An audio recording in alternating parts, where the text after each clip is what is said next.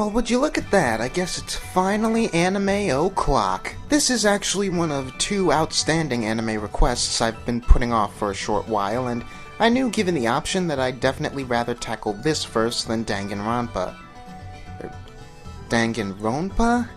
Dang it, Ron Paul. I'm sorry, but when one of my options is the work of Mamoru Hosoda, there's just no contest for what I'm doing first. This is the guy who granted to the world Summer Wars, The Girl Who Leapt Through Time, and Wolf Children, all three of which, the latter especially, I see as bona fide masterpieces. While I believe The Boy and the Beast meets Hosoda's standard easy, I wouldn't call it his best. Ren suffers from Disney parent syndrome. Mom's dead, Dad's AWOL, and his grandparents are being remarkably insensitive about the whole thing. So, he ditches, and barely has enough time to acclimate to being a street urchin before he's coaxed into a parallel world full of beast men by a volatile bear warrior named Kumatetsu. Kumatetsu is looking for a disciple as a means to replace the local grandmaster and simultaneously upstage his rival Iozan. Kumatetsu's reputation as a good-for-nothing layabout, along with the fact that humans are kinda sorta not allowed in the beast world, means that he and Ren, now named Kyuta, are equal in their status as social outliers. Together, along with some friends, they spend years preparing for the competition which will decide the Grandmaster, and of course they grow an unbreakable bond in the process. It's a beautiful, thoughtful, engaging movie, but there are some narrative choices I don't care for. That being the case, this is mostly going to be a spoiler video, so if what I've already said along with what's on the screen has piqued your interest at all, then I'd advise pausing this video and watching this movie pronto, so you can better appreciate a somewhat deeper look at the story. Do actually come back, though, I get super lonely. Kyuta and Kumatetsu's shared journey centers around a complex question. What is strength?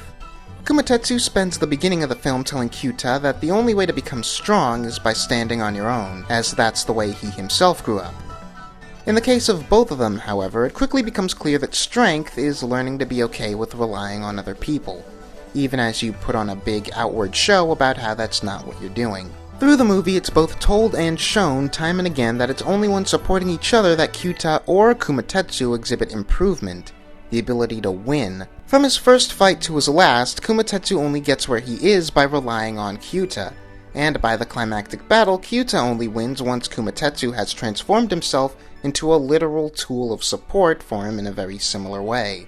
Kumatetsu sees a boy all on his own, out on the streets with no attachments, and, I think, sees a younger version of himself. A means to an end for himself to achieve godhood, sure, but also someone who's on the path to greatness and needs only the right push to get there. Of course, Kumatetsu himself hasn't achieved greatness at all and doesn't make any progress until Kyuta starts pushing back. The thing about raising yourself to greatness from the ground up without support isn't necessarily that it's impossible, but that, like Kumatetsu, it's easy to convince yourself you're on the right track, or maybe even have achieved what you wanted, when that isn't necessarily true to anyone but yourself. Kumatetsu has two friends in the whole world before Kyuta shows up, Tatara and Hyakushobu, and while one of them attempts to point Kumatetsu in the right direction from the sidelines, the other encourages and amuses himself in his stagnant behavior.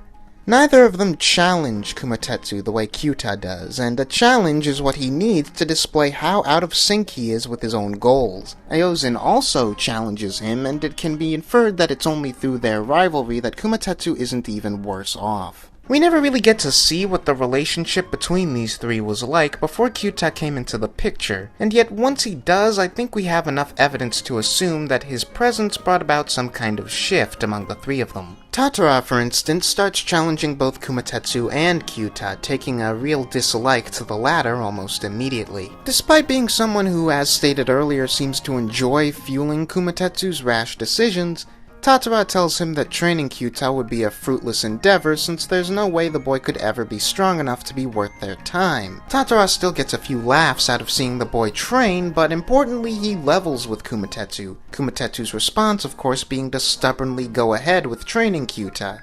Then there's Hyakushobu, who, while still being very passive about it, starts to nudge Kumatetsu toward the idea that he should consider himself Kyuta's father figure. You get the sense that Hyakushobu wants what's best for Kumatetsu and has been attached to him for a long time, and yet Through this relationship, he has the first real opportunity to mold him into a better person. And so it's in this sense that the initial strife between Kumatetsu and Kyuta turns not only each other, but their friends into active agents for their own improvement. Kyuta, for instance, starts off aimless, stagnant, and unwilling to cope with change, and yet, over the course of the movie, he becomes someone who's proactive, motivated, and willing to explore outside of his comfort zone. A great example of this being when, upon finding himself back in the human world for the first time since childhood, he almost immediately decides to start making up for the decade without formal education, forging a friendship with a girl named Kaede and finding and reconnecting with his human dad. You have no idea how refreshing it was for me to see the setup to the old trope of the estranged father and his long-lost son being reunited and not have one of them either run off or not recognize the other or pretend not to recognize the other so they don't have to deal with their issues. No, instead Kyuta and his father come together almost as if nothing had happened. It's a really sweet moment and it speaks volumes about the character's maturity, even if it is only slightly undercut by being the indirect cause of a crippling identity crisis, which I will touch upon in just a minute. Before I get to that, though, I feel like I have to acknowledge all of the other major characters in depth in order to set the stage. There's Kumatetsu himself, of course, who has 2 fights with Iozan toward the beginning and end of the film that serve as markers for his growth. The idea that he's only going to grow with Kyuta's support arises at the end of the first fight, when the human boy is the only one in the crowd who cheers for him to win. He gets Kyuta's help to train for the second fight once the boy realizes he can outdo the bear man's footwork, but it's only in the middle of that fight, after yet again needing Kyuta's verbal encouragement to come through, that Kumatetsu truly realizes his philosophy of becoming strong on one's own is totally bunk. His claim that everyone has a sword in their hearts that will allow them to be strong independently doesn't work out for him.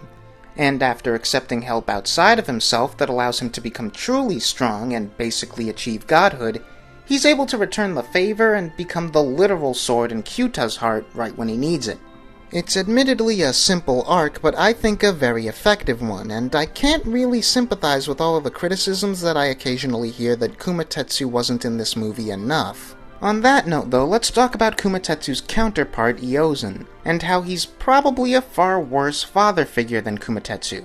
Kumatetsu is volatile and ill-tempered even after the years pass and he stops being outright dismissive. He solves his problems with shouting or violence, but he's always upfront and honest at the very least. Contrast Iozan.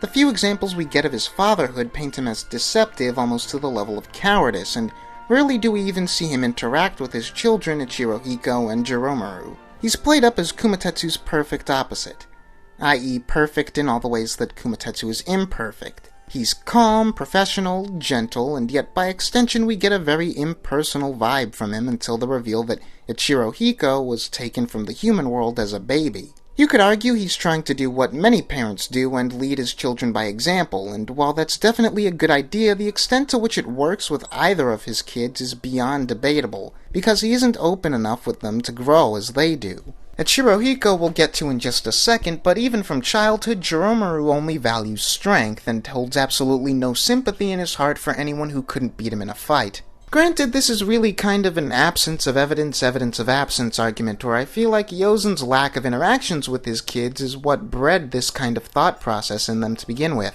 Iozan is, for instance, being a total hypocrite when, upon hearing about Kyuta for the first time, he gets uber confrontational over it and demands that Kumatetsu be punished by the Grandmaster, the darkness inherent in human hearts making Kyuta a potential danger for the beast world. Iozan is, I think out of penance for committing that very same sin, attempting to come off as perfect, as if he continues to be good in all of the other ways that Kumatetsu isn't, then he can make up for putting the beast world in that very same level of danger. And yet I think it's debatable to what extent Iozan truly sees his and Kumatetsu's circumstances as being different. Kumatetsu brings Kyuta in as a child, still in his developmental stage, but already a fully formed individual with a lot of hate toward the world, though there's no way Iozan could have known that.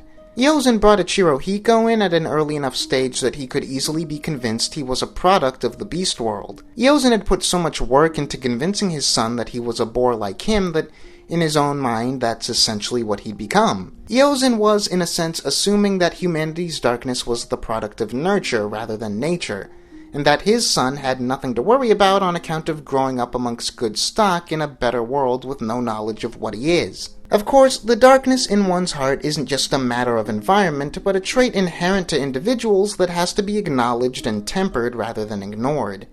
It's not, as Yozen thinks, something that goes away if you just assume you don't possess the capacity for it. I have no idea what exactly makes it so beasts lack that capacity, mind you. The beast society isn't really far off enough from our own that I can take any radical differences for granted, and in a world where Kumatetsu can develop the mindset he has at the beginning of the film, I question why someone like Hiyori Yozen doesn't possess any inherent darkness that has to be conquered the way their sons do. I think all of these problems come with the territory of literally using a basic aspect of the human condition as a mystical plot device. Perhaps, going back to the nature versus nurture argument, the idea is that beasts are defined entirely by nurture, in a bit of a reversal of how we see the behavior of men and beasts in reality. The great irony being that Yozen needs to be nurtured into a better man just like Kumatetsu does and doesn't realize it. I keep mentioning Ichirohiko because, predictably, despite whatever Yozen believes, the darkness in his own heart does manifest and he essentially becomes the film's antagonist. All his life spent believing that he's a beast, and growing up in a beast culture where humans aren't readily accepted, predictably drives him into an identity crisis like Kyuta once he starts to grow up and realizes that he's not going to be developing tusks or fur anytime soon. What separates him and Kyuta, in Kyuta's own words, is the people who raised him. And while I don't think this is on the forefront of Kyuta's mind as he says that line, this clearly doesn't just apply to the people who were with him from childhood to adulthood. Kaede, in a way, helped raise Kyuta. He's already a young man by the time he meets her, true, but she's a massive factor in him getting over his own identity crisis and truly becoming a man. Indeed, Kyuta has a total breakdown upon recognizing the darkness in his own heart, which fittingly takes the form of a hateful shadow that he left behind as a child. After screaming his bloody lungs out, Kyuta confronts Kaede about whether he's a human or a beast or something entirely different. And what I take away from Kaede's response is basically that this question doesn't really matter because in the end he is and always will be both. Lineage or genetics have literally nothing to do with it. What matters is that both worlds fundamentally shaped who he is in that moment. Being torn between the two sides is what sent him down that crazy spiral after all, and rejecting either one would be to give in to the darkness in his heart. Once he's in the human world, Ichirohiko proves just how much rejecting his humanity is what skewed his vision. After his first confrontation with Kyuta, he comes across a copy of a book that Kaede had dropped in the street. Picking it up, he gets stumped trying to read the word whale, the same word that Kaede started off teaching Kyuta. Without someone to tell him what it means, Ichirohiko gives up and throws the book away, rejecting the desire to learn further that Kyuta had earlier embraced. Instead, he goes for the opposite extreme and turns the whale into a means of human death and destruction. The symbolism here is obvious.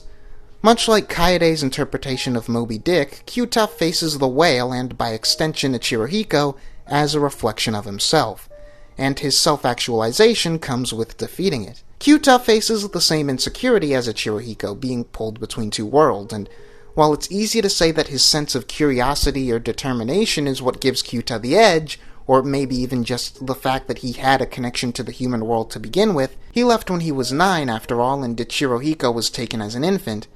What really salvages him is that he has a voice in both worlds that stifles that insecurity, by helping him see both sides of himself. It's in this way that I find The Boy and the Beast to be a fascinating complement/contrast to Wolf Children. Whereas that film was about two children who each define themselves as either a human or a beast, with the journey told through the perspective of a single parent, this film is about a child finding the perfect balance between human and beast, and defining himself as both, told through the perspective of the child with multiple parental influences. It's a really well done use of all characters involved, but as I mentioned earlier, there's one gaping thing that I don't really agree with in terms of the storytelling. While it works really well as a thematic device within this movie, I've never liked the whole literalizing the darkness in a character's heart trope, because it always seems to go hand in hand with a lack of consequence. Characters in these types of scenarios always end up doing horrible things, but the fallout in regards to their relationships and being held responsible are always swept under the rug, because in this type of plot, losing yourself to your inner demons tends to get treated like brainwashing, with the character in question conveniently forgetting all the awful stuff they did. You can't have your cake and eat it too.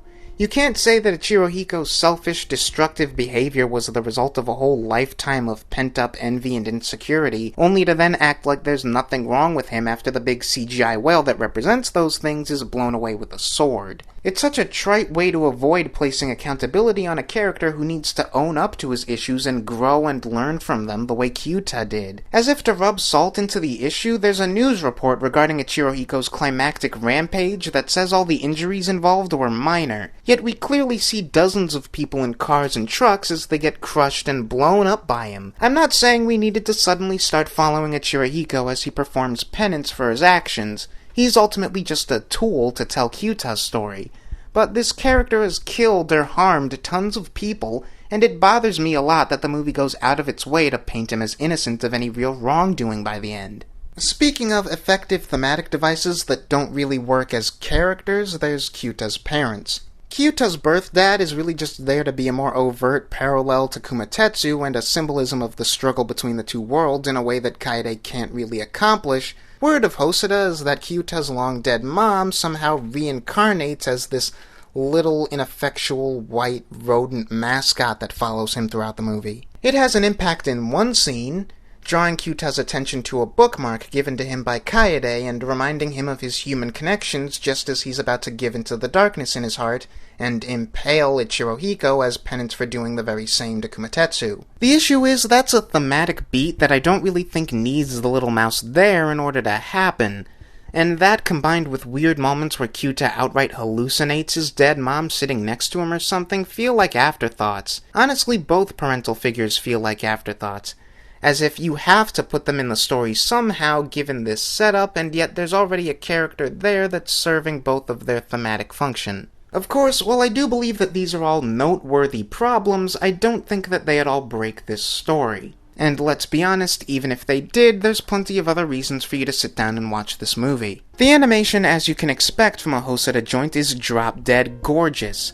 It's colorful, it's fluent, it's detailed, it's varied. Personally, my favorite bit of character animation has to be the moment during Yozen and Kumatetsu's first fight, where the latter is just playing around and taunting him. On top of that, just like Wolf Children, this film is scored by Takagi Masakatsu, and although I prefer his Wolf Children score, that doesn't mean that this one isn't just as awesome. There are a couple of tracks in particular that I tend to listen to darn near every day now. The Boy and the Beast is a pretty awesome movie. Where it falters, it does so for the sake of telling a complex tale about what it means to be a man, what it means to be strong, and how our relationships define us. Like any of Hosoda's other movies, I'd recommend that basically anyone sit down and check it out.